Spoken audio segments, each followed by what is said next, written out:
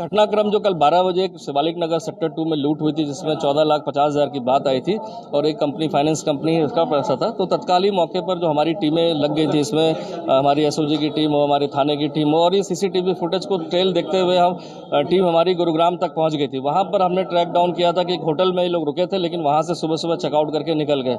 Mean time इसमें जो हमारा राहुल त्यागी था, जिसमें हमें शक था, जिसने सूचना देने में विलंब किया, हमारी महिला कांस्टेबल जिसको पहले जो ड्यूटी पर थी उसको गुमराह करके गलत सूचना दी, जिसके कारण 40 से 45 मिनट निकल गए और अभियुक्त को भागने में सफलता मिली। देर रात्रि क्रॉस इंट्रोगेशन में भी ये बात उसने कबूल ली कि उसने षड्यंत्र के तहत अपने मित्र मोनू पाल को जो यहाँ पर रहता है मुजफ्फरनगर का, उससे कहा था कि कैश लूटना आसान है और उसी के पास कैश होता है, तो अगर कोई भी 2-3 लड़के आगे लूट लेंगे तो पकड़ना जाना मुश्किल होगा। इसी योजना के तहत 3 लोग उसके साथी आए, मोनू पाल, उसके साथ 2 लोग और आए मुजफ्फरनगर से, और पूरी घटना को अंजाम देकर वो यहाँ से मुजफ्फरनगर क्रॉस करते हुए सीधे गुड़गांव चले गए।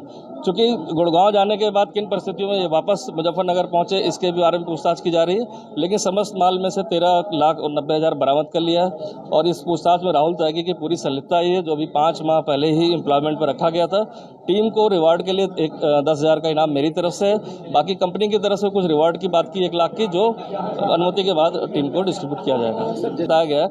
लेकिन जिस तरह से आपराधिक वारदात को अंजाम दिया गया है, तो कहीं ना कहीं लगता है कि छोटी मोटी कहीं घटना पहले जरूर करी होगी। अब इसके संबंधित थाने से भी इसमें जानकारी की जा रही है। मैं कि 10 लाख से ज़्यादा विड्रॉ कर रहे हैं, कैश ले जाते हैं, तो आप थाने पर जरूर इंटीमेट करें। और इतना बड़ा कैश का ट्रांजैक्शन आप रोज कर रहे हैं, तो कहीं ना कहीं आपको सिक्योरिटी गार्ड रखना चाहिए, गाड़ी होनी चाहिए जिसमें आप कैश का आदान प्रदान करें।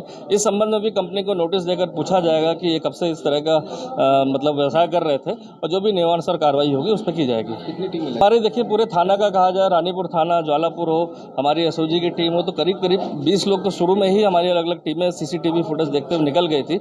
लेकिन जैसे ही रात्रि में पता चला कि वो लोग गुरुग्राम में नहीं मिले और यहाँ से मुजफ्फरनगर जा सकते हैं, तो फिर एक एडवांस टीम यहाँ से तो तुरंत रवाना की गई। तो देखा जाए 40 से 50 लोग हमारे कर्मचारी लगातार कल से जो लगे थे, जो अभी लेकर अभियुक्त को आए हैं। चैलेंज था, चूंकि हमें भी लग रहा था कि इस तरह दिन दहाड़े शहर के बीच में घटना करके और बॉर्डर क्रॉस कर जाए इतनी जगह से, तो ये हमारे लिए भी एक आश्चर्यजनक बात थी। लेकिन जिस तरह से उन्होंने सूचना देने में पहले 10 मिनट तो पीछा करने की बात बताई, फिर एक गलत सूचना राहुल त्यागी जो षड्यंत्र में था उसके द्वारा दी गई, और जब पुलिस पहुंची तो उसको पूरी बात बताने में उसने टाइम लिया। तो घटना के 40-45 मिनट के बाद जो उसने गुमराह किया, जिससे अभियुक्त वहां से बॉर्डर क्रॉस कर जाए, और ये सनसनीखेज बात थी। चूंकि यहाँ इतने इंडस्ट्रीज हैं, इतने व्यापारी हैं, लाखों का ट्रांजैक्शन होता है, तो इस तरह की घटना में सही में दहशत का माहौल बन जाता अगर इनको गिरफ्तारी ना की जाती। तो असला भी बरामद नहीं हुआ, चूंकि एक कोई असला लेकर आए भी नहीं थे और सीधे धक्का देकर मोटरसाइकिल से बैग छीन के चले गए थे।